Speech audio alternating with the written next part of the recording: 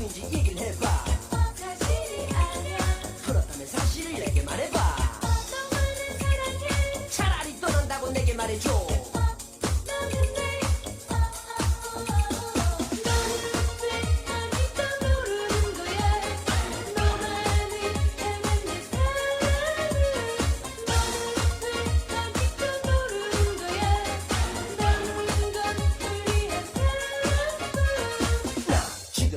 뭔지 몰라 도대체 어떻게 그럴 수가 있나 이 세상에는 나보다 더 잘난 남자가. Hey guys, welcome to Check the Vending Machines, a weekly pop culture podcast on the internet where two best friends get together talk about pop culture stuff. I'm Jason, that's Zach. What's going on, man? Not much, man. You know, just cold. It's been a cold month. Yeah, I'm not used. It's been a transition going from Florida to back to the Carolinas, man. It's cold. Bust out all my winter gear. It's cold here too, man. I don't got winter gear. Yeah. I'm like perpetually. I got rid of most of my shoes. I just bought some new shoes for my birthday recently, actually. But for the last probably 3 years, I've strictly only worn like flip flops. Damn. That's like all I wear. Winter, I'm wearing them right now. Like quite literally, I'm wearing them right now. Like I wear them all the time. I don't care what time of year it is. So when it's this cold, comparatively, it's like not ideal for me. Yeah. No, I wouldn't, dude. Well, that's the other thing too. Has been like just living here and like, especially in my apartment, like I keep it like relatively warm. Like I told you last week, usually around like 70 or so. Yeah. But even still, like it's like a lot of the nights that I've been here, it's been like if I don't have socks or like my slippers on my feet, like my fucking toes are like feel like they're gonna like frost off. Oh, that's the same way in my house, man. But guess what? Yeah. I'm too. I think what it is too is is how I always explain it to my fiance. Is that one? I'm just naturally hot blooded, so I think I don't know. When it's super cold, it can shock the system a little bit. But I think I run hot anyways. But then my everyday life, I have to wear so much shit for 8 hours a day. Yeah. Like I have to wear, like high socks, boots, annoying pants, annoying shirt, a gun belt, a gun. A radio. Yeah. I have to wear like 30 pounds, 50 pounds of shit on my waist, plus a vest over everything. So I'm like, no, when I get home, I want to wear bare minimum. Yeah. So this is the most I wear usually. Usually I don't wear anything. Usually I'm free balling. No, I think I felt a similar thing, especially when it was like that year or so after I graduated, before I like started in news, where it's like I had multiple jobs where I just had to wear a uniform all the time. I think it's just something about wearing a uniform where it's like if you constantly have to like wear a specific thing, then when you're not at work, you're like, fuck it, I'm not wearing anything. Like I'm wearing the bare minimum that I have to wear because I'm sick of being stuck in this one specific type of outfit or clothing or whatever. I'll tell you what though, man, it is compared to when I worked in news, where I had to wear, and thankfully as a photog, I didn't have to worry about wearing a suit or anything, Yeah, normally you just have to wear like the polo. Not even that, bro. My station had like it was like, hey, presentable, right? Yeah. So there was times where I would come in, I'm wearing a jean vest, like a battle jacket, like metal. I'm wearing like a heavy metal shirt, like a death metal shirt underneath like a jean jacket. You know what I mean? Wearing sneakers or whatever. So like as a photog, I had free reign to wear whatever I wanted, except for if I'm shooting football. And if I'm shooting football, then most people didn't do it.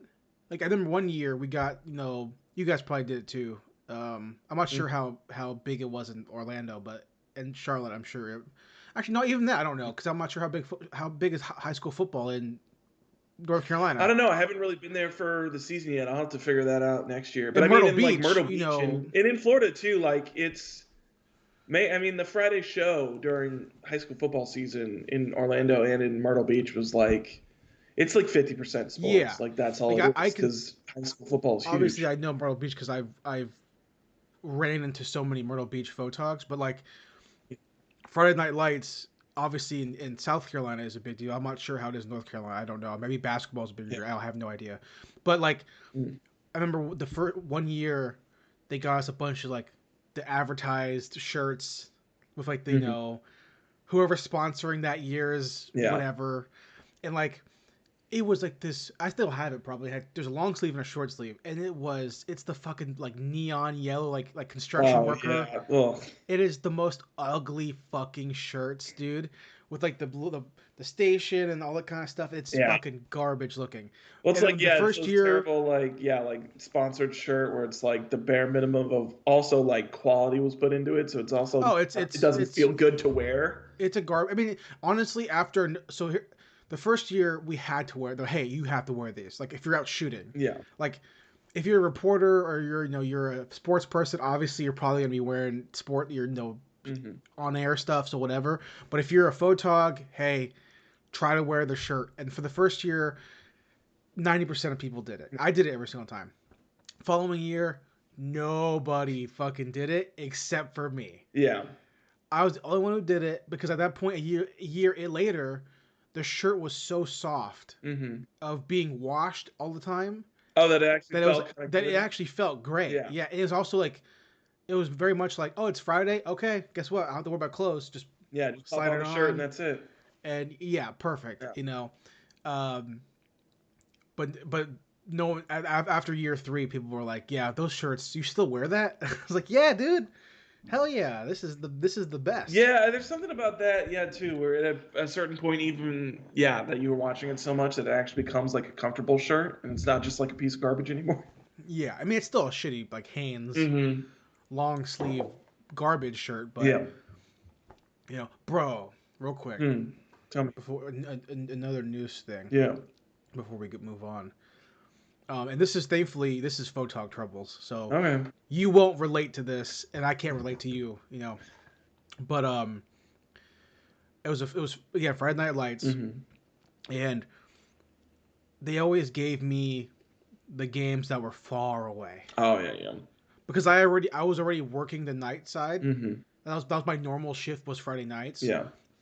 So I would they would make the MMJ go do their own shit because you know how it is. I'm not sure how it is at your station now, but like they've actually recently they had a couple of people doing MMJ stuff, but there was actually a story really recently where it was like during a winter storm there was a reporter that like got hit by a car while she was like MMJ. I saw it. And so it's like TikTok. That like reverberated through our entire newsroom. Like all reporters were on Twitter being like, "We're never MMJ again." And then our news director actually sent out a thing that's like, if you're going to be live, at least, like they might still shoot stuff MMJ, but like at least for live shots, like you have to have a photographer with you. And I was like, all right, well that's a step up. I mean, it's nice because it's nice. That's going to last. Zach, take a bet. How long is that going to last?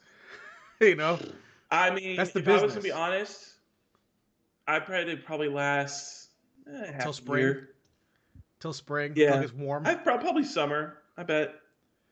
Because the reality is, I saw when you were still in college, I saw the shift at the smaller stations. Oh yeah, from pairs to just MMJs. To just MMJ, dude. I remember I was working this total tangent, and this is obviously a news story, so people might not give a fuck. But like, when I was me and my buddy Colby, who you know, who's an anchor now, we were out up in I think like Buford or something, so a couple markets down. You know how it is, dude. Even 3 markets down, it's like it's a whole different ballpark. Just 3 market shift of money, right? So we're in Buford, and we're at this church or something, and we see the local reporter there doing a story on the same story we're doing, and she's eyeing us because this guy has a report. This guy has a photog, right? She's like looking at Colby like, this dude can do all this shit because he has a photog, and she's going live by herself. And this is the first time that we ever saw that. I was like, what the hell is going on? And me and Colby were like, is she going live right now? Is she taking a bump like a live bump right now? And sure enough, she's setting up her TVU or her live view, and she's wrapping it up, and she has her IFB. I'm like, dude, this is the future. Yeah. And let it flash forward, after I leave, my old station cut like it's like a bunch of photog 90% gigs. MMJs, Every job I keep even now when I look for gigs, just in general, if I look on the video side of the jobs, all I see are MMJ. Yeah. MMJs. And I'm like, that's terrible. Yeah, it's the big thing now. I mean, that was when it was like in Myrtle Beach. It was like in Orlando, it was actually different. Where it was like, well, Orlando was different in a lot of ways because just being in high up station, because it was like all their photographers had skill a reporter that they were paired with each day. It was actually a big deal because I think it was a little after a year that I got there that they actually hired a reporter specifically as an MMJ. Yeah. But even still, she got paired up a photographer a lot of times. Yeah. But Orlando was different because that was also like that entire station was like it was not automatic or code based, like it was all still manual, Yeah. and that's real different because going back to my Charlotte station now, it's like this one's an automatic station now, which is weird because it's like from what they've said they like transferred to automatic like right when I started in Orlando they were transferring from being a manual station to being automatic because I think they got bought out around that time. And I realized how much cheaper it is. Yeah, it's so much. Well, yeah, it's so much cheaper because it's if you go automatic, it's basically like 5 different positions. Run prompter. There. That's it. Yeah. That's it. Anchors run prompter, and then you don't have to worry about floor directors. You don't have to worry about an audio tech or assistant director. Like you've just got. Although I think they still have assistant directors there, but they're basically just directors that help assist the director, the main director that's doing the show. But like, yeah, I mean, it's like you do that, and it's like that's like 3 or 4 positions right there that you can just like cut automatically just by going automatic. Yeah, and it was like, but real quick, back to my story before we actually get to the podcast, which is like, so they always made me shoot the farthest games because I was the one who worked nightside, right? Mm-hmm. And I'm driving like an hour and a half. I would shoot games in Georgetown, you know, where I'm like, I get there and these photographers are like, who the fuck are you? I'm like, oh, I'm Charleston. They go, oh, we're fucking Myrtle Beach. I'm like, yeah, I don't know why I'm here. I guess it's a rival game or some other. I don't know what the fuck's going on. Something, yeah. So I'm driving so far, and one night every car is taken, obviously, because people are doing stories, people are shooting football, people are doing whatever, and they go, hey, just take the live truck, and I'm like, you want me to take the live truck out to I don't know an hour and a half away? Yeah. They're like, yeah. I'm like, take it. I'm like, that seems like the stupidest idea. Yeah, it's I'm driving through back roads that are shitty and narrow, and they don't fucking know. They don't know the difference. They don't know. These people are, as a friend of mine who's a chief photog says, people like you, Zach, are Imagineers, which is hey, I want this shot to look like this, and this soundbite should be perfect in this way. I've been in so many newsroom meetings where like, hey, get this. And I'm like, dude, you can't predict how people talk or how people look or whatever, right? And then one day, a different day, they go, hey, we don't have any cars. You have to go out here. Just take this unmarked white van. I'm like, you mean this pedophile van? I'm driving this pedophile van an hour and a half to a high school to shoot football. Like, okay, great. Awesome, bro. Thank you. I'll do that. Slap that label right on you. I literally told them one night, I was like, dude, I'm driving my own car. Yeah. As simple as that. You can just reimburse for gas. I was like, don't worry about gas. Yeah. If I get in a car accident, I'll say I'm off. I don't fucking care. I'm driving my own car. Yeah. I'm not going to be listening to the radio for 3 hours. Yeah. Because the CD deck is not even there. It's a fucking tape deck because it's an old-ass van. I'm not doing it. You know what I mean? So, but this is the podcast. This is the news report podcast. We talk about news stories. That's true.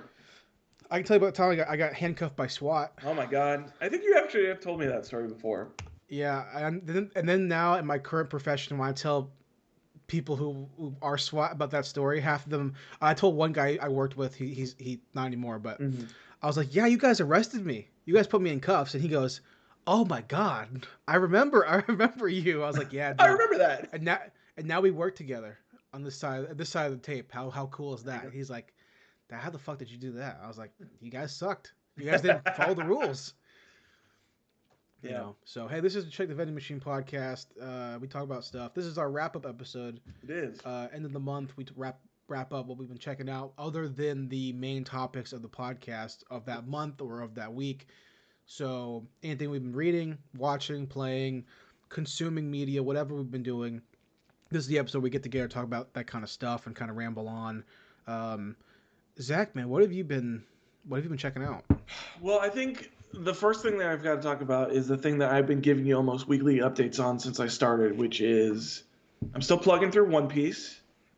Right. About, I think today I'm at chapter 860 something. By the way, for the record, this is the fastest I've ever seen you read a manga. This is honestly, this is the fastest I've ever read a manga, to be Yeah. honest. And I think it's also credit to how good of a Paced. writer Oda is, that it feels so easy. I mean, there was like an arc that I skipped, but even then, if I look back on it, it's probably only like 50 chapters or something like that. Like it's not. Well, the reality is too that it helps that of 20-some pages, Yeah. maybe 4 or 5 of them are pure action. Yeah, and that's A lot of times. that helps a lot of it too. I think that was the problem because I read Tokyo Ghoul, and I think I read the original and the sequel. I think it's like 300 chapters around there, something like that, probably a little over 300 chapters. And I think I read that in about a month. So so I basically read double that in about the span of a month since I started reading One Piece. But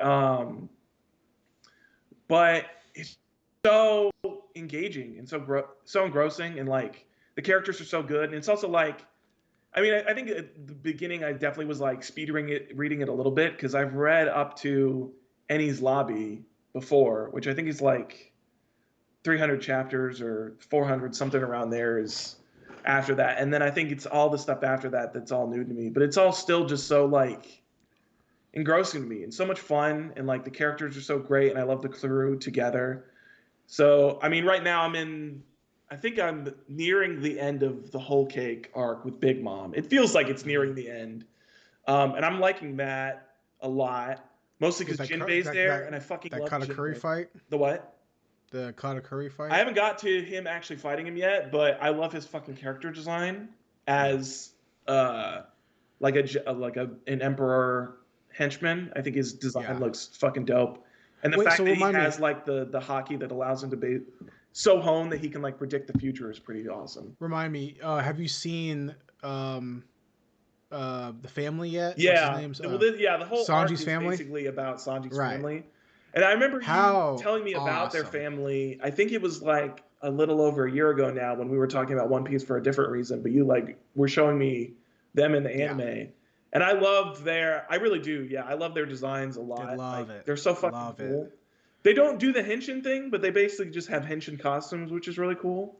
Yeah. They henshin. Do they henshin? They do. Maybe they just in the anime because they haven't, or maybe it's when they actually get their raid suits. But right now they haven't henshined yet. Yeah, you see Sanji definitely do it. And it's definitely more like, if I remember correctly, I could be completely farting up my ass with this. I'm pretty sure it's more like more like a Sailor Moon style henshin. Interesting. I believe. I could be wrong. I could be wrong if I'm. I could believe that with his sister at least. She's got the more Sailor Moon type of thing, but I would have predicted a more like Power Rangers type of thing with his brothers. But that's my favorite thing that the Germa 66 he's ever done. Like it is my favorite, and it's so sad because it's such a reference to Sentai and Cyborg 009 and all that stuff, and the fact that it's so out of place in One Piece, but yet it fits perfectly fine. Well, that's yeah. I mean, and I think we talked about this the last time we talked about it, but it's weird that you have all these different like genres and storytelling worlds that he's able to do, and none of them feel completely out of place, and it's strange, and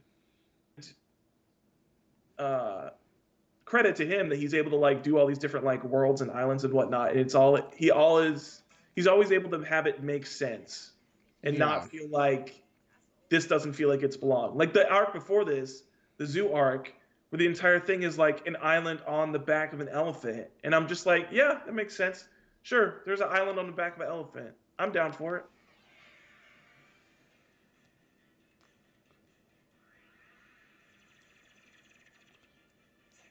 So yeah, I must not have got to it yet because that definitely is probably them at the wedding, and I'm sure. Yeah.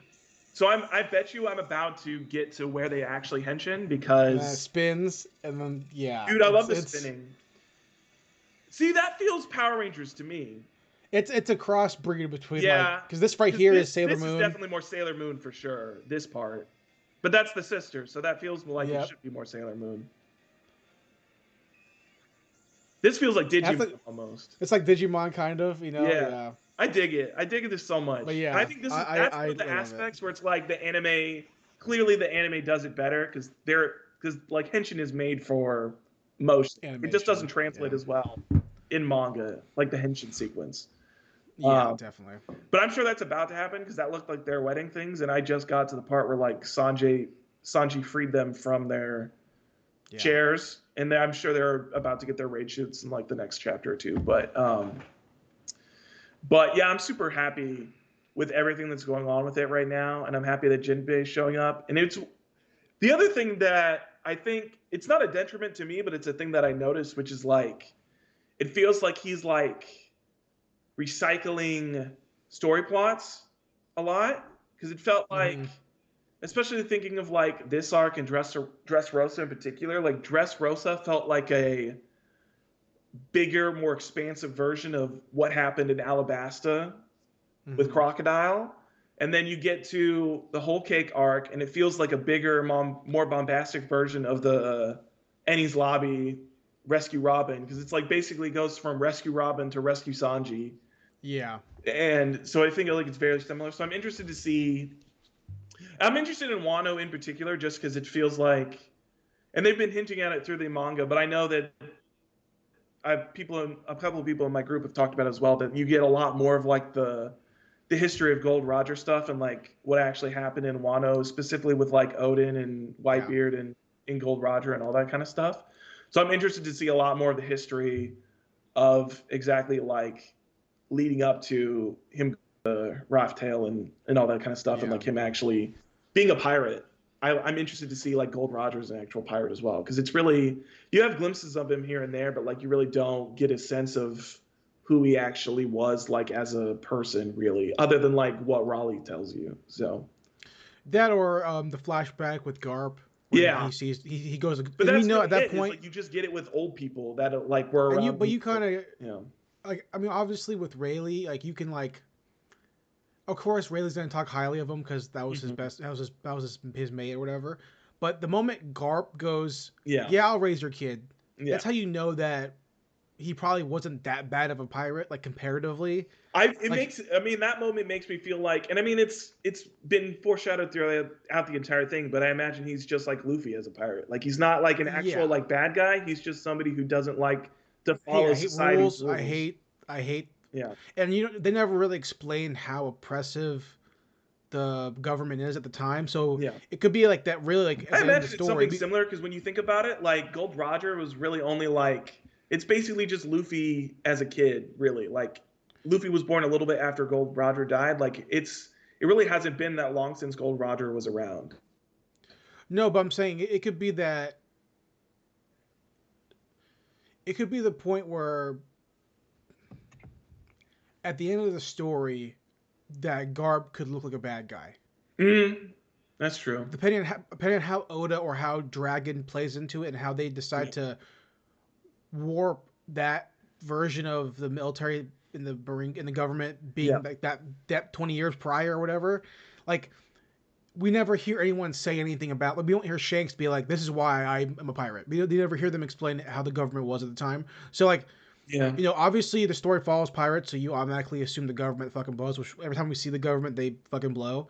But like, we know that Garp and Kobe and like these guys are not bad dudes. Yeah. Akainu's a bad that's dude. The interesting thing about the Navy, and specifically with the New World stuff, because then you get Fujitora and like him as an admiral, because in Akainu skip, all the admirals are fucking assholes except for Aokiji.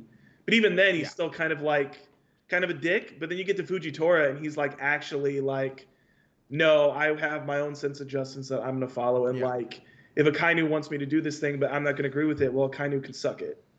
Yeah, and that makes me, again, like, I think that the story ends with Garp quitting. I mean, he's retired. Well, that's the other thing, which is weird. He's like retired, but he's like still around. And it's not in the sense that like Sengoku's still around, because he's retired, but they like actively recruited him to like train new Marines. But like Garp, they didn't do that. He's just still around for some reason. He's just like, I'm still gonna wear the uniform even though I'm retired. And that just makes me think that at the end of the story, when Dragon shows up, that like there has to be, or they're gonna be like, oh, by the way, actually, I've talked to Dragon 1,000 times. Yeah. I just haven't told you, Luffy, because why would I tell you about that? Because your dad sucks, or Yeah. I don't like your dad and I disagree, or something like that. You know. Well, it's like, So I mean, you even get to, well, it was the right before Whole Cake arc where they get the news that the Revolutionary Army base was destroyed, and he like sees a picture of his dad, and he's like, I don't really care. I don't care. He has no like connection to his dad at all. Yeah. So like the fact that he cares more about Sabo, which is also that was the best thing about Dressrosa is I finally get to see Sabo, and he's fucking dope, man. I love Sabo. Well, the fact that Dragon learns about Sabo and learns about Luffy, and he's like, well, I guess I'll see him when I see him. Yeah. You know, I mean, like, even he doesn't care. Yeah. It's clearly what's not important to the both of them is not each other. They have other separate goals that they care about more.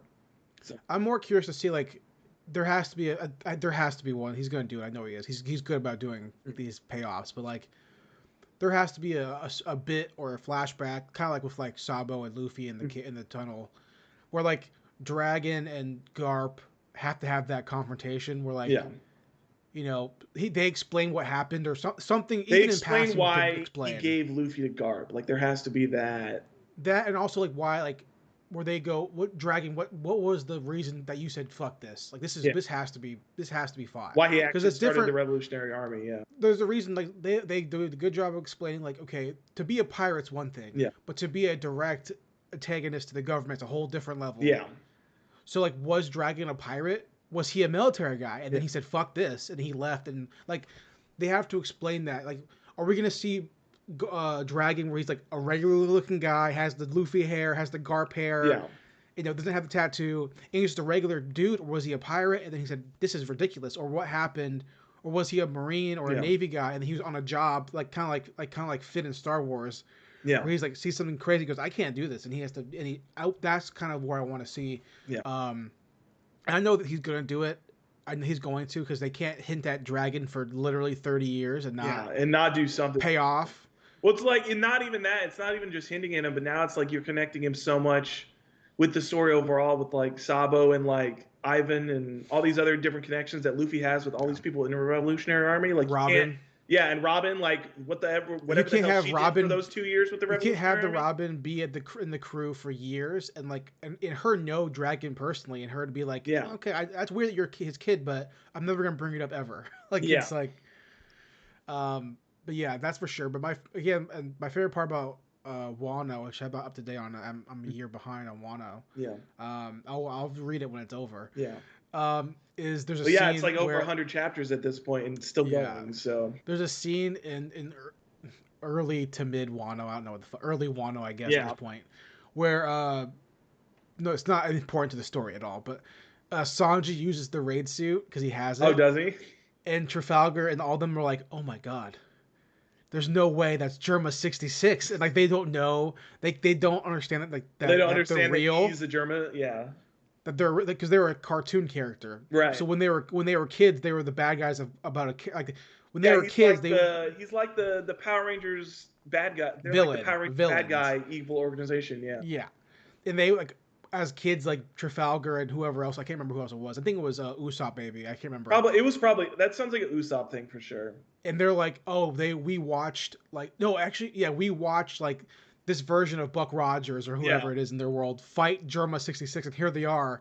And then Law is like, you evil scum! I can't believe that you would come here and all this kind of shit. It's like, and Sanji's like, dude, you are fucking like, how you of all people should not believe that this is like. I'm actually that character. Yeah. Like, obviously, you know, it's really funny. Yeah. It's really funny. So I mean, that's one of the things I've enjoyed so far, and I like it a lot. There's just that sense of adventure in One Piece that like he's able to capture so well, and like wonderment. And I think like some of the best examples of that is like whenever Frankie busts out some like fucking new tech. And they always just are like, like transformation or like just some new tech in the Sunny or something like that. Oh, I mean, you mean not his Megazords with Usopp and shit? Oh my god, dude! When he fucking goes like full like Voltron, he does General Frankie. Like it's some of the coolest fucking shit. I love it so much. Oh, you mean not when when they make a human pyramid and they think it's a whole new form, Chopper and shit. Oh my god. Yeah, sure. But it's like they have those kind of moments and like all of their eyes just light up because they think it's like the coolest fucking shit ever. Well, the reality is that like the reason why it's been going on for so long, the reason why it succeeds is because he was able to craft a whole crew of people you care about. Yeah. If you didn't like if you didn't like half the cast of Yeah, the it main wouldn't cast, be. you wouldn't You couldn't give get a through shit. it. Yeah. You couldn't just like Luffy because Luffy's probably my least favorite member of the cast besides Chopper. You Mm, know, I'm a Sanji. I yeah. love Sanji. I would say I'm definitely like growing on to Jinbei a lot. I like Jinbei, and I think Sanji too. Yeah, Sanji's a really, really good character, and I've liked what they've been able to do I'm with like. looking. I think Usopp has actually been like the underdog for me, especially like post time skip. Like he's become like such a better character. Well, and he's the one character, and I hated Usopp for a long time. I still kind of think whatever about him. I think pre But time skip he's a super annoying character for sure. the thing that I think Oda is taking a long time, and maybe it's different since I haven't read One Piece in a year. Yeah. But the thing is that like we know he's good. Yeah. He's just so unsure of himself that like we see Yeah. that glimpses come through, but we know he has skill. It's in his DNA. Yeah. So what His has dad to is happen? like one of the best Yeah. marksmen on Shanks' crew. What It's what there. has to make? Well, he's the best marksman. Yeah. So at what point does he become Yasop? Like what has to happen for him to be Usopp and then transition to his dad? Yeah. Because his dad is confident. We see his dad his dad is not a joke. No. His dad is very serious. Yeah. He's not worried about it. At what point does it have to be hockey? At what point does it have to happen for him to? Well, he's got hockey a little bit because he got the observation hockey in Dressrosa Yeah. a little bit. Yeah. So I feel like I don't know. I almost feel like there has to be like I don't know what it's gonna take. I don't want to say like another time skip. At I this feel like point, another time skip would be too much. But at this point, they're setting up enough members of the crew to have to fight their direct. Like if the best marksman in the world, which they never really, but we assume it's Yasop. I would assume it's Yasop. Yeah. We don't see enough people who are purely marksmen. Yeah, I mean it's So- like the ones that we really see are like Usopp, Yasop, and then the guy from Teach's crew. But even on Shanks's crew, Ben Beckman has a gun. Yeah. but Well, he's that, not the and best. the big guy has a gun too. The one who's But always we know that Yasop is the sniper. Mhm. So we assume that if Usopp wants to be the best sniper, he would have to become better than his dad. Yeah. We know that if Zoro wants to be the best swordsman, he has to be better than Hawkeye. Yeah. Right? Hawkeye? That's his Yeah, name? Hawkeye. Yeah. Hawkeye, Mihawk, Mihawk. right? Mihawk. The best chef, I don't remember if they ever said who the best chef is. Have they explained that? I can't I remember. don't think they've ever said like who the best chef is. I don't know if Shanji has really had a rival like chef wise in that aspect.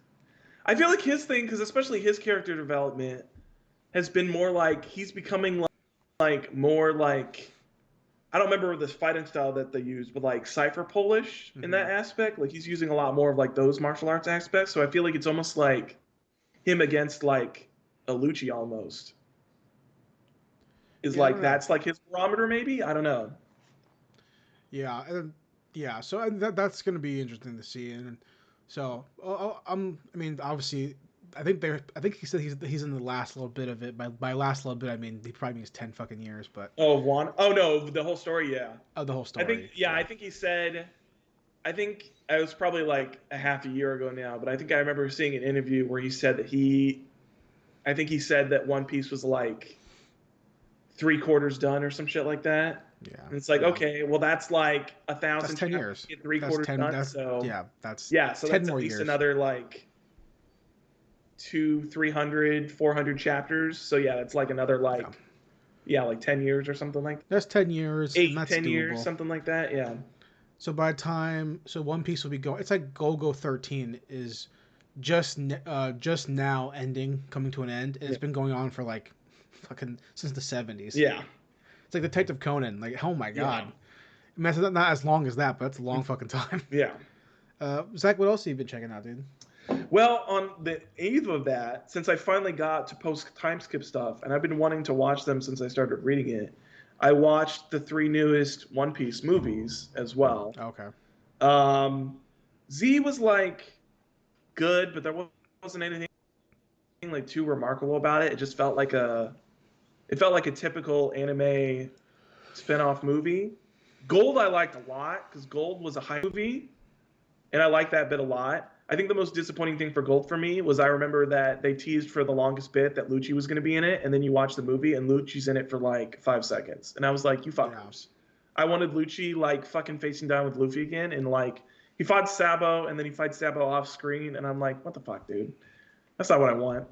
And then I watched Stampede last night, and Stampede was fucking shit. I fucking love Stampede so much because it's just everybody fucking battle royale 24/7, and I fucking loved it. Like it's all the worst generation, all the warlords, every big character at this point in One Piece shows up in Stampede, except for like the emperors. That's really it. And then you got like the admirals, although they don't really do much. Like you've got Kinoru, Fujitoro's got like a sick fight with Zolo, Zolo, right? Now I can't even remember how they say it. They're both right. One's the four kids. I can't remember. I think it's Zoro, but I mean, I think it's because I think it's actually Zolo, but because the L and the R of translating Japanese, Asian speaking the English. Yeah. I don't like the movies at all because they're not relevant. Yeah, like, they're not canon, which is kind of does a little bit, but it's like I don't know. They're fun for me at least. They're like just fun little side stories, but. Yeah, Stampede was probably the one to watch again just because it has all the characters that I like in it a lot. Like I like all the other characters from the worst generation, and I like seeing them like be together and duke it out. So, even though I mean at this point in reality, like Luffy's the strongest one. Like it's not even a fucking question except for Teach. Well, yeah, I think that was the other thing that I didn't realize, which is that clearly Stampede takes place after Whole Cake because they say in there that he has the 1.5 billion, and like where I'm at in reading, I was like, his bounty's still like 500 million. Then I looked and it's like, yeah, like immediately after Whole Cake is back. Yeah. So, but yeah, I mean, he's like, I think he has at that point like 1.5 billion. I think that's like one of the highest bounties ever. So yeah. But it's fun, and yeah, I like all the worst generation. But yeah, it's like clearly like. None of them are better than Luffy at that point. Like, yeah, there's just not enough. There's just also no way. He had the Snake Man form, which I hadn't seen in the manga either. Which is like, I assume Snake is like a slim down. It's just a slim down fourth gear. Yeah. Like it's supposed to. I assume it's like a more energy conscious fourth gear is what I would think it would be. Like it doesn't expend as much energy. Mm-hmm. But I guess it's not as powerful because by the end he's just using regular fourth gear again. And I'm like, okay, well, I guess it doesn't really mean as much if like at the end of the day you just have to go and smack them around with regular fourth gear again. Right. And then Hancock showed up, and I love Hancock, so I was happy to see her show up again. Yeah. And she actually like does shit other than just like fawn over Luffy, which is nice because I think it's an interesting character where. She's like the only woman in like warlord status that's able to like keep up with these people, really. Right. So I like that bit a lot. So I watched I haven't beat it yet because I've been watching the movies and reading, but I started playing the Spider-Man Miles Morales game. I forgot how fun the Spider-Man game was until I started playing Miles again. And I was like, oh yeah, there was a reason I beat this game in like a week. Because like something that Insomniac did with that game, man, it's just so fun to play and like web swing around throughout. Well, in Miles, you're swimming around Harlem, but swinging around New York is just like so much fun. Yeah. All I think about when I think of that game is that stupid reviewer who reviewed the game and was like, one of the opening lines was, you can find it on YouTube. Like I'm gonna miss say it, but the opening review line of the review was like, or talking about the swinging was like, oh, and you can just see when Miles is like moving around and swinging, the exaggerated swagger of a black teen. And it was like, why did you say that? Yeah, first of all, relevancy, like it doesn't matter. And it's also like do you tell me you wouldn't be like trying to like show off if you could like swing around and like plummet to the earth? Like I'd be showing off for days, dude. I'd be doing somersaults and flips and all kinds of shit. I think it was from GameSpot. I imagine that's probably like a game. Honestly, all the comments are just like, I can't. hold on. The way he leaps off of rooftops and flips backwards to face the camera. Here we go. I found it. It's still up. It has a Is it million really? views. Has a million views. But you can't see dislikes anymore. But the comment's still up. The video's still up. Okay, here we go. The child Can you of hear a it? black father and Puerto Rican mother, Miles is a wonderful mixture of cultures and languages. The way he leaps off of rooftops and flips backwards to face the camera before falling into a headfirst dive is just full of the exaggerated swagger of a black teen. It gives me goosebumps every time he It's does so it. bad, dude. What does it have to do with anything? Also, it's like, I'm pretty sure Peter Parker does the same shit in the regular Spider-Man game. What is that?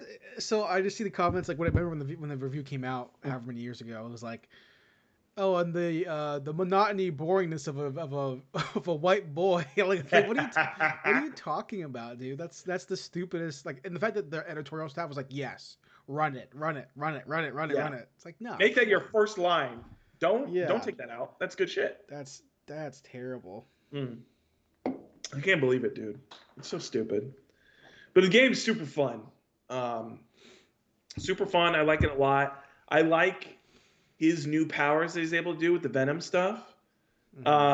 Just like the different way of fighting it without having to just use gadgets. Like, it's giving you just a different arsenal to be able to, like, take down things. But I think it replaces... I think the one thing that I don't like as much... And the Venom powers kind of replace it, so it's kind of like a give and take. But, like, you don't get the suit powers, really. Like, I think that was one of the interesting things about the first Spider-Man game was, like, each different suit had its unique like, super ability that came with it, and you could kind of switch back and forth between them. Once you unlock the suit, like, you could just mix and match the powers to however you wanted. And so you don't really get that with Miles. The Venom system kind of replaces all of that. So I think that's one of the things that's, like, kind of weird, because the suit powers were also, like, unique and interesting, and we're able to do cool things. Like, I think one of the best ones that still sticks out in my memory is, like, getting the punk rock suit, and you can do, like, an actual, like, shockwave splashdown with, like, an air guitar type of thing. Like, those kind of things. Like, the Venom powers aren't as creative in that aspect. Like, it's really just like, oh, you get an electric punch, or you get an electric shockwave. I think one of the more interesting things is that he actually has the ability to go invisible, which is kind of cool, but it's also, like, I don't know. It can make some of the stealth stuff feel kind of like, what's the point if I can just be invisible? But overall, I'm having fun with that, for sure. I've already told you in private or on personal what they should have done in No Way Home with Miles Morales. I'm not gonna say it again on the podcast. Oh yeah.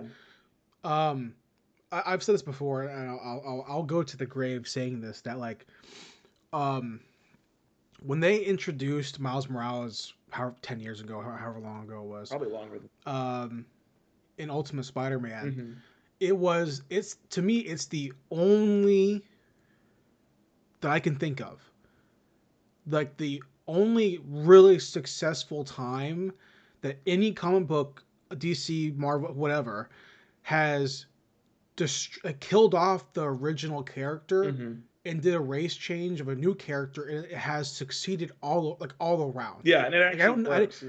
I mean, I know when they introduced him, that there was obviously the dumb, annoying people who were like, "I'm Peter Parker and there's a black kid," whatever, right? But the fact that his books sell, his books are selling. He's a good character. And it's the only time his books sell. He's able to have movies that sell. He's got games. I mean, he's got his own game. Like, it wasn't like he just had one story and then, like, one little run and they ended. No, he still has a book now. Like, they constantly sell Miles books. So the reality is, he's also he's probably part of the problem, which is, like, they did it with him and he became popular, and they're like, oh, we can do it with other characters, and then no other characters. The reality is that Bendis, who created Miles Morales, was like, I'm going to kill off this book that I created, which is Ultimate Spider-Man, even though I ran it for however many years, 10 years or however long it was. And this is going to be a big decision, and it's going to matter and have stakes. And then we're going to have Miles go through the beginning as a child, like Peter did, and be unsure of himself and make him a likable character. Yeah. Like, he took the time to build that character into something enjoyable, whereas other times they just go, we're gonna make Batman Asian. Yeah, he's Chinese Batman now. Yeah. And it's like that doesn't feel deserved or warranted or anything. Yeah. You know, if you're gonna kill Bruce off, like when Bruce died and got sent back in time and Dick became Batman, it was like, okay, this makes sense to me because it's Dick. It's not gonna be Jason. It's not gonna be Tim. Of course, it would be Grayson because he was the first one. It makes complete sense. He has to be the one to step up, right? It makes sense. Yeah. But they're not. But they took that like Ultimate Peter Parker, from what I understand, right? Because they're all in the same universe again, is not back. He is still dead. Yeah. Right. The only time we got payoff, which I'm not sure if you read this, right? There's a really great mini series from I don't know 7 years ago, or whatever, where it's a couple years into Miles' run in the Ultimate Universe, and they send 616 Peter to that universe. Right, he gets sent there for something happens. He's like chasing through like dimensions or whatever. So he's an adult. He's 30 years old or whatever, and in his world, he couldn't save Gwen. In Ultimate Spider-Man, Gwen's alive, right? And MJ's a goth girl and all that kind of stuff. And there's Miles there, so he's there and he sees Miles. He's like, holy shit! And Miles is like, you're fucking dead, dude. And they talk and he knocks him out with the stinger, and then he fucking takes him to the house, his same house, and he has to like talk to these teenage versions of the people that he loves and or loved who didn't survive. And then see Aunt May. It's like a good like, okay, we can give these characters closure, and Pete, just like in the movie, and then Peter can get closure for Gwen, which is the exact same thing they did in No Way Home, right? Yeah. And then he can go back to 616 and then blah blah blah blah blah, right? He can meet Nick Fury, and Nick Fury's a black guy, and then there's a panel where like, because ultimate Nick Fury is Samuel L. Jackson pretty much, right? And there's a panel where they're in the car with Shield, and he's like, so is there a Nick Fury from your universe? He goes, yeah, but he's like not black or whatever, and he's like, Nick Fury goes, oh, that's too bad. It's too bad. Which is like that's perfect. That's perfect writing. That's fun writing, and everyone gets to grow, and you're not taking away from anybody. Yeah. Right. But just going, okay, Hulk, you're a Chinese guy now. Yeah. Or Batman, you're from Africa. Iron Man, like, you're a black girl now.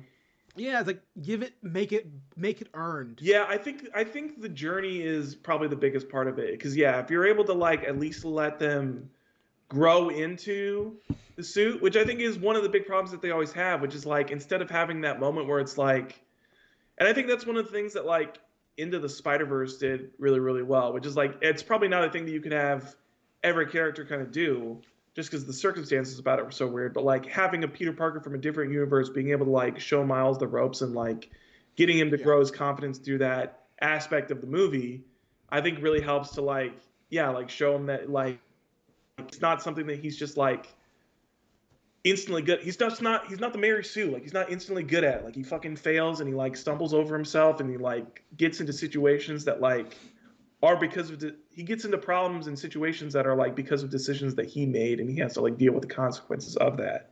I think that's something that's like way more endearing. It like gets you on the side of the character rather than just like having some new replacement come in and being like, all right, I'm the best it's ever been. It's basically like the old one wasn't even here. Well, and I think at the core of it, which is like I am, and I'm a biracial person. Miles is a biracial person. I'm an Asian American, right? Mm-hmm. I would love to see cool. I don't just want to read Shang-Chi all day. Yeah. Don't get me wrong. I'm cool with that. I'll read kung fu books. I'll read them, right? Yeah. But the reality is that when they brought Miles in,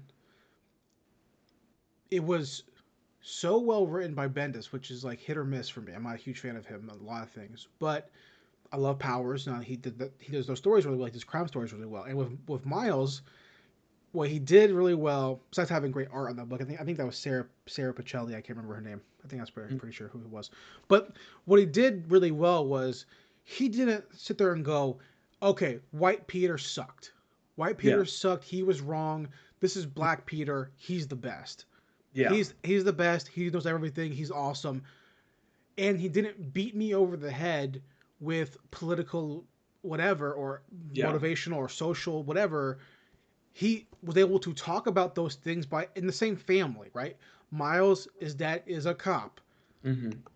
So he believes in law and order, all that stuff, but he's also a black guy. So you can do all of those stories within one family Mm-hmm. And just like in the movie in Spider-Verse, and have his uncle be a criminal and have his dad be a cop, so Law and Order right there, and Peter Miles has to pick a side, and you can have all those socially charged stories and have them make sense if you just don't go boom over the head. You can have minutia in those stories and still hit on all the important things you want to do, but you have to take the time to write the character first.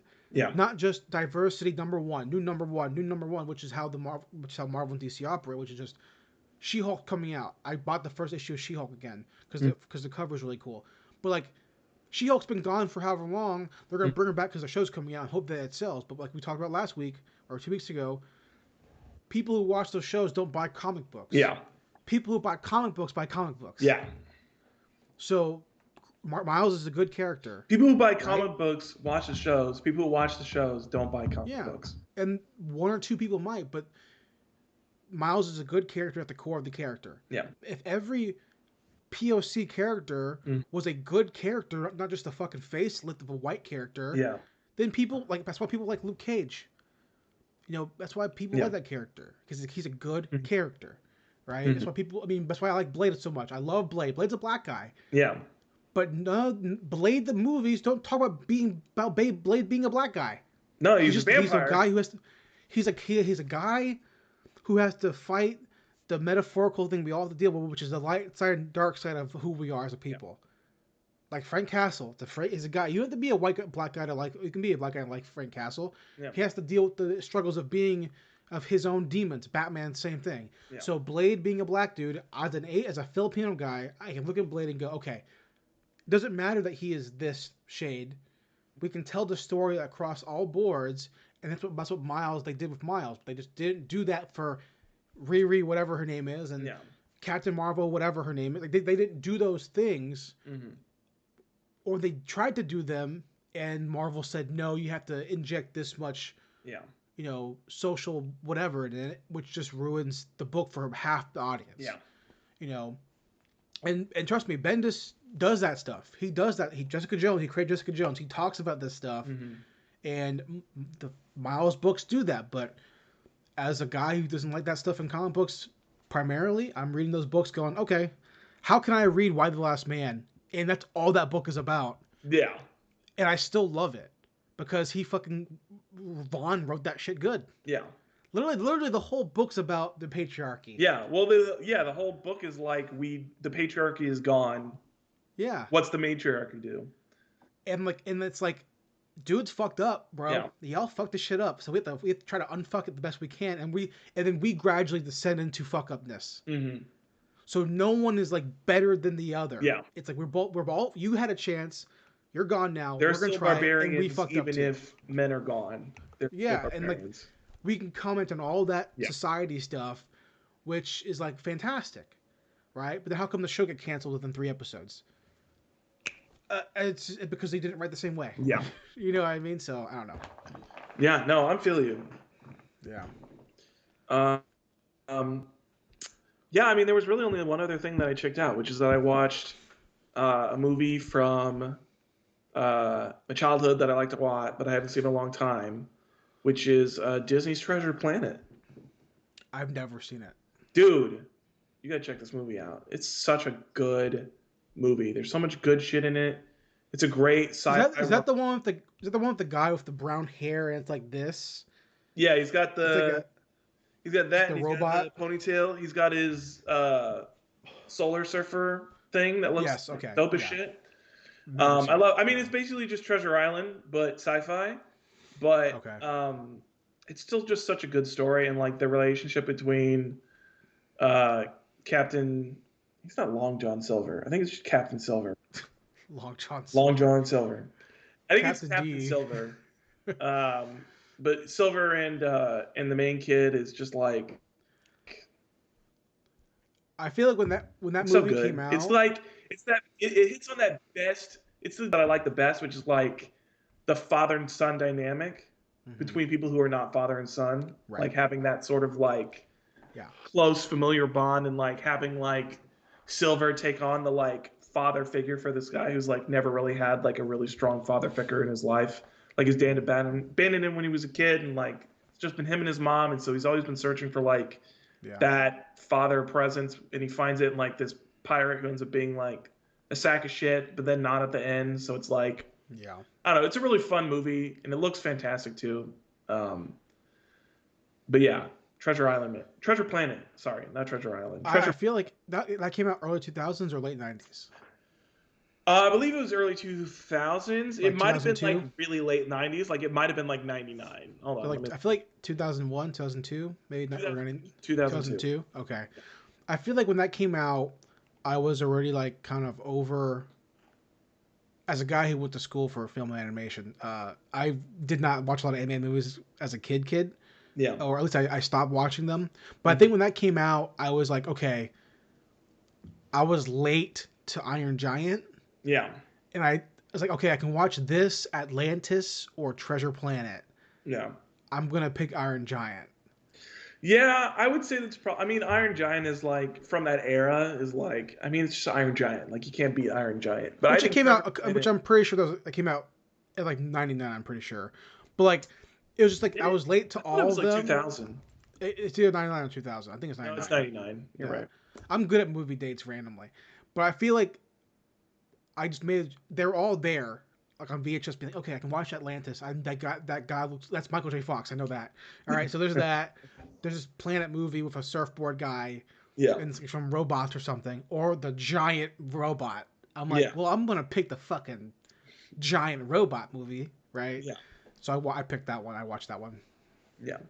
That's cool, man. Yeah. So Jason, what have you been checking out? I got a good little menagerie, if that's the right word to use.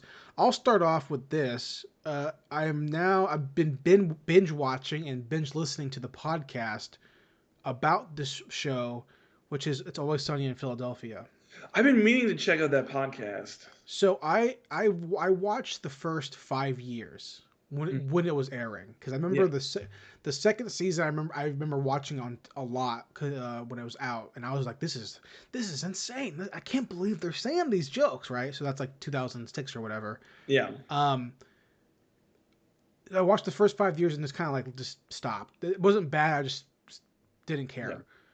Yeah. So I started from season 1. And I'm back at season 5 now. I'm almost done with season 5. So I'm about to pass what I've ever seen before and move on to season 15. New territory. Yeah, it's all new to me. And it's been listening to the podcast, which is episode by episode of them talking about each episode. Mm-hmm. And it's like, it's been awesome. It is such a fun show.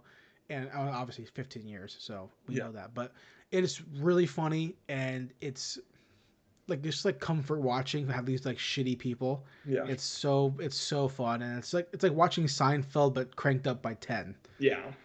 So I just got the rewatch a couple days ago.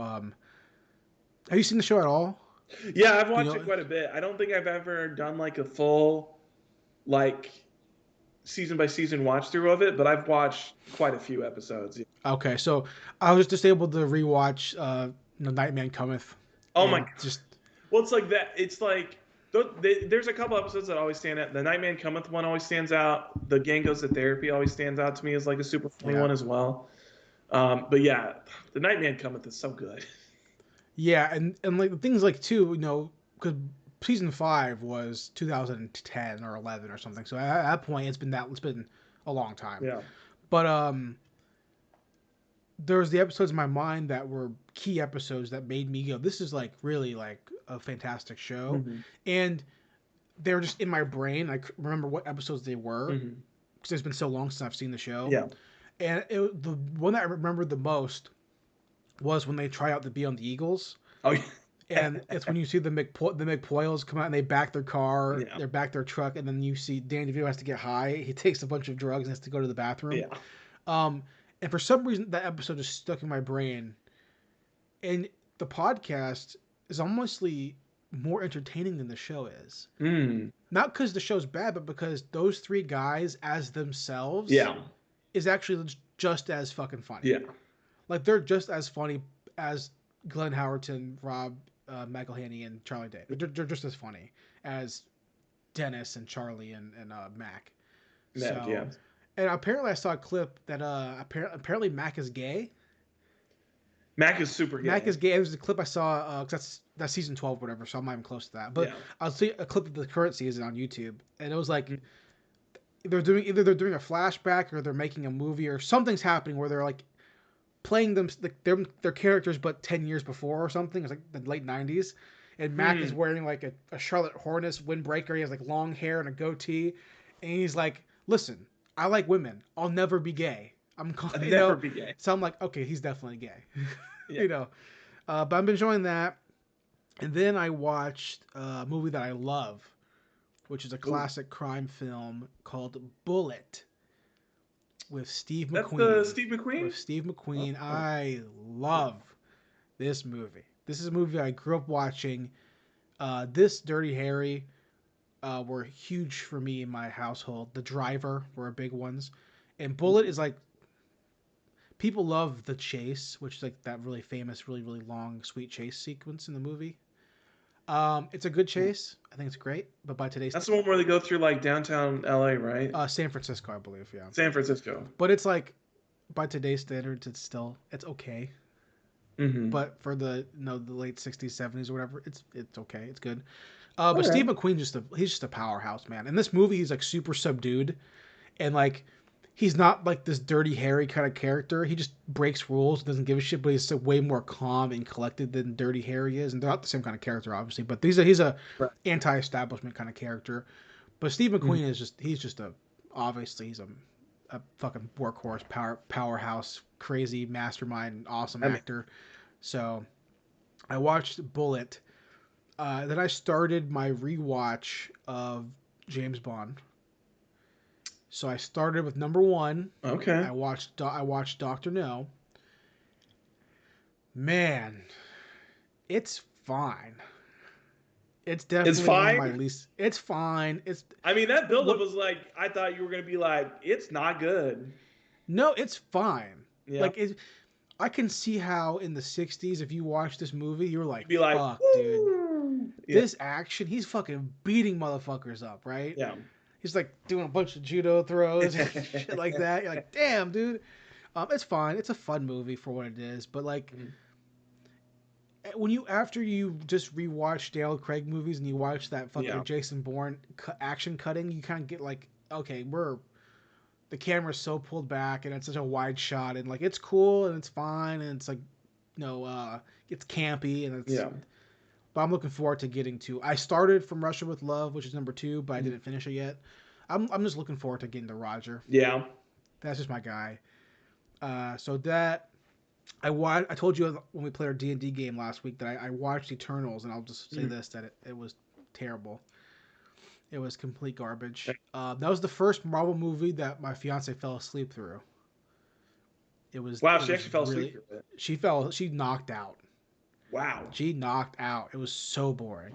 It was so... And to have, like, 2 dudes who look kind of similar, like the guys from Game of Thrones, they look different, but, like, when you put them next to each other, like, okay, they look very different, but they have... okay, we're both British dudes. Like, it's okay. We're glossed over, but... So I didn't really enjoy it. It was fine in terms of, like... The story for the overall MCU was interesting.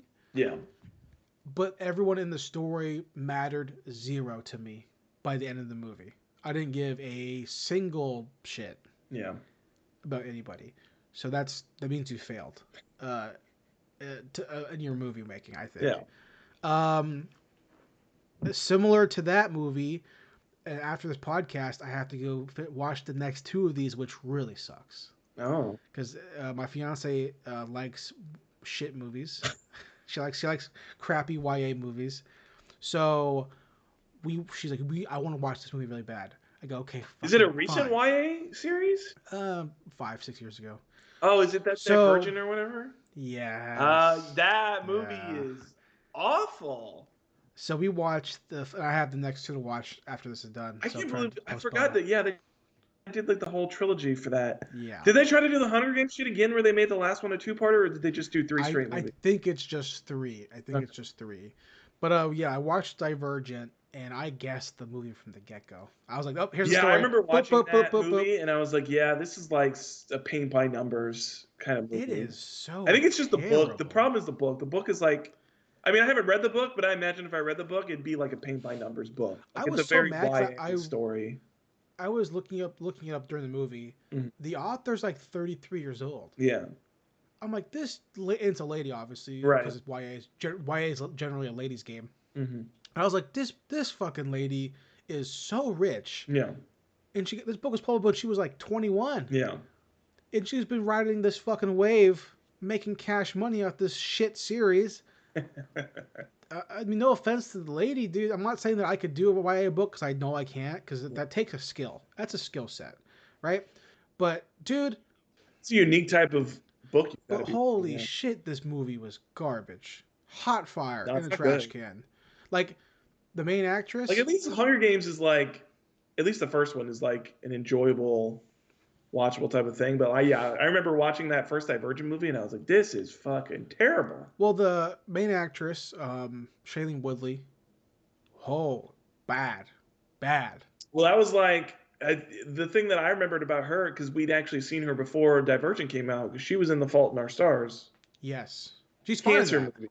And she's fine. She's in good that. at that. She's Yeah. good at And that. then I watched Divergent. And I was like, oh, you don't give a fuck at all about this movie. Well, there's a couple sequences that made me laugh a lot. I had to replay them because they were so bad. There's a scene where she's zip lining through the city. Uh-huh. It's like a fun thing. We're gonna zip line through buildings and shit. Yeah. And it cuts to right before she stops the zip line, where it cuts to like a on face shot where she's coming towards the camera, and it's so very clear that she's not moving. They just like move. They just like try to animate it, and it looks so goofy. Because I have to watch this 5 times because it's so bad. Yeah. Story's bad. The main love interest character is atrocious. Forgettable. And the fact that Miles Teller, a man of talent, is in this movie, I was like, dude, this is clearly a stepping stone. I don't know if this is before or after Whiplash, but if it's after Whiplash, what the fuck happened? I can't remember if it's before or after. It's in the same like 4-year period. I just don't know where. It's around that time period, yeah. I mean, if it's after Whiplash, wow. I feel like he just had to get a paycheck. Yeah, exactly. Wow.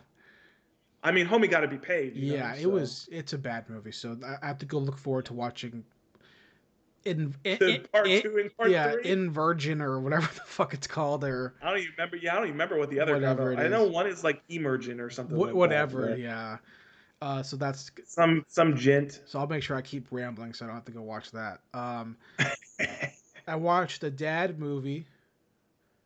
Oh on shit! Netflix just came out last week, starring the homeboy from 1917 called Munich: The Edge of War.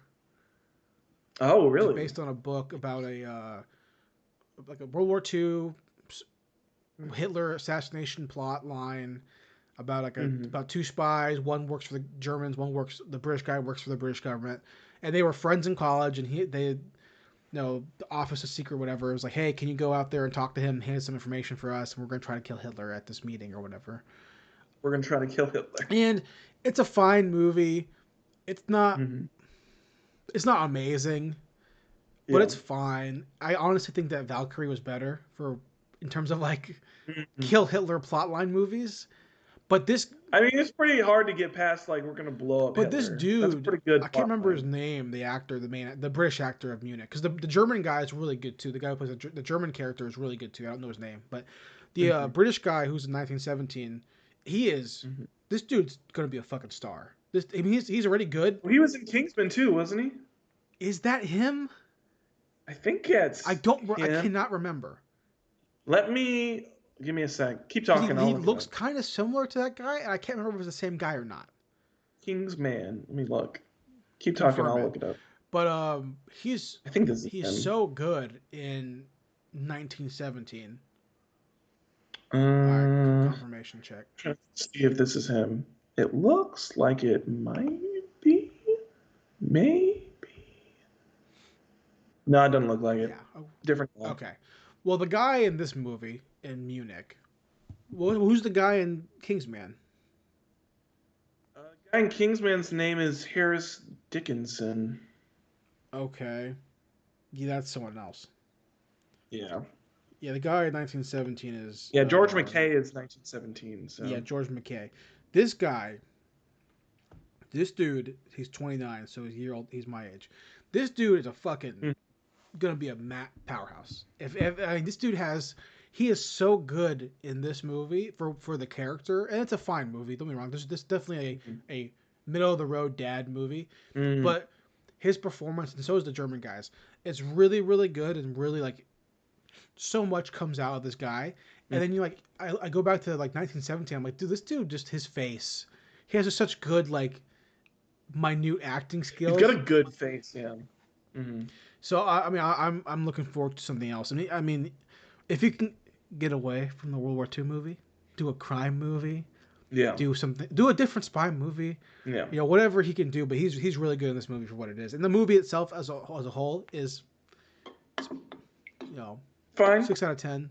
6.5 out of 10. It's fine. It's watchable. It's fine for what it is. But it's not like gonna blow your mind. Last two things that I checked out. Okay. These two are big. These two are big for me. Okay. One bigger than the other, but they're both big for me. So the first thing I rewatched, I haven't seen the movie in a long time, but I rewatched. I was a big fan of this movie growing up. Okay. The Color of Money. Have you seen That's Tom Cruise, isn't it? That's Tom Cruise. Okay. I think 1986, I believe, is when it came out. I've never seen this movie. Is this the one he plays billiards? Yep. This is Paul Newman, Martin Scorsese, Tom Cruise, and it's essentially like a spiritual sequel to The Gambler or The Hustler with Paul Newman, same character.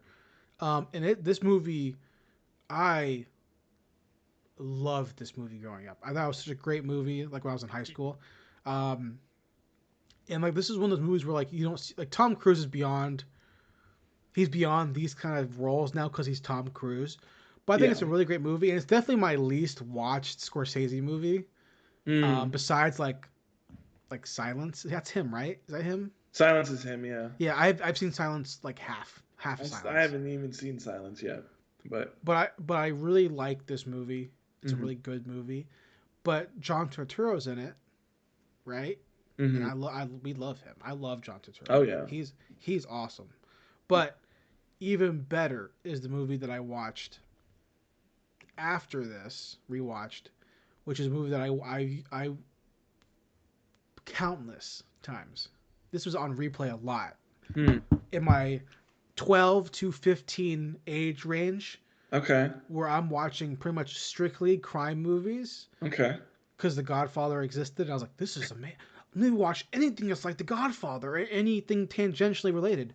Yeah. So in this age range, I watched like all the shitty ones. No, shitty. By shitty, I mean like just not The Godfather. But so. Goodfellas. Goodfellas.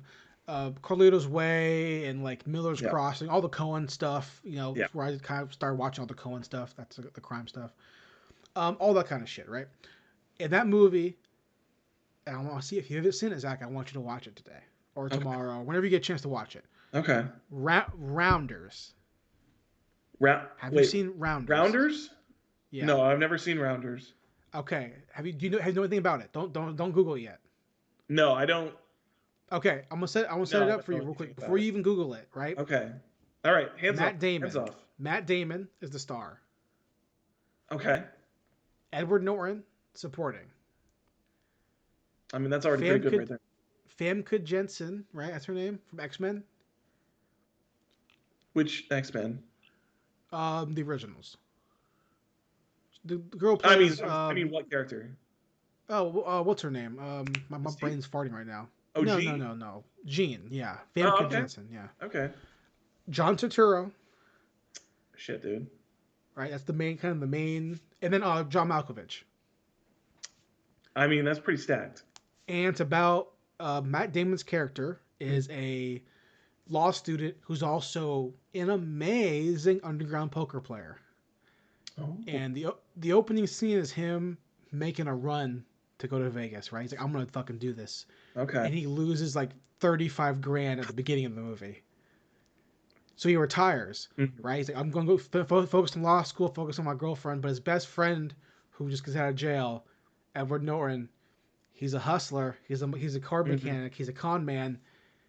He starts running up a bill, and Matt Damon has to help his buddy out. And it's all about them playing poker across New York. And it's like a really, it's one of those early mid-level Matt Damon movies before those movies went away. Mm-hmm. Like before he's doing Oceans a couple years before. He's 98, I believe, when it came out. Yeah. So it's before Oceans, before Bourne. It's like still fresh off the tails of Good Will Hunting, kind of like in that ballpark range of movies, and it's really fucking good. It's a really, really good movie. It's one of those Matt Damon I'll have to look it up.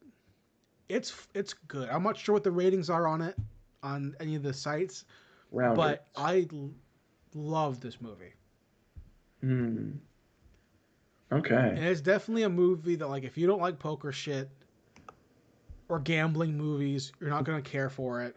But the double header of Color of Money into Rounders into Oceans, like the triple header, like if to me that's a prime time. Like, all right, I start here. All right, it's a Scorsese movie. Okay. All right, it's a little different Scorsese movie, but fine. Color of Money, Rounders. This is a funner movie, more fun. Mm-hmm. Into Oceans, which is the complete opposite. It's like this is a spectacle, like goofy, fun time. And Rounders is just a good. John Malkovich plays a Russian character. And they don't go super duper into the concepts of poker or hold'em or anything like that. They kind of like gloss over some of the, but he narrates his some stuff going on, and it's one of those late 90s, mid to late 90s movies where it's like, okay, this movie probably cost however much to make. Yeah.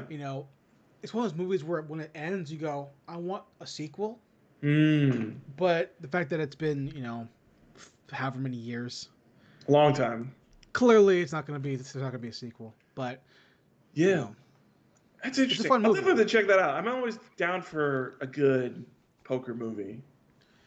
It's really good. Reminds me of one of my favorite poker movies, Maverick with Mel Gibson. Good movie. Great movie. Good movie. Yeah. Also, who else is in Maverick though? It's Is oh shit, what is his name? It's the old guy who's always in. He's the old bad guy. Fuck, what is his name? Maverick, Mel Gibson. James Garner. That's what I'm seeing here. Is that who it is? Oh, I didn't know that was a fucking Richard Donner movie. Nice. Jodie Foster.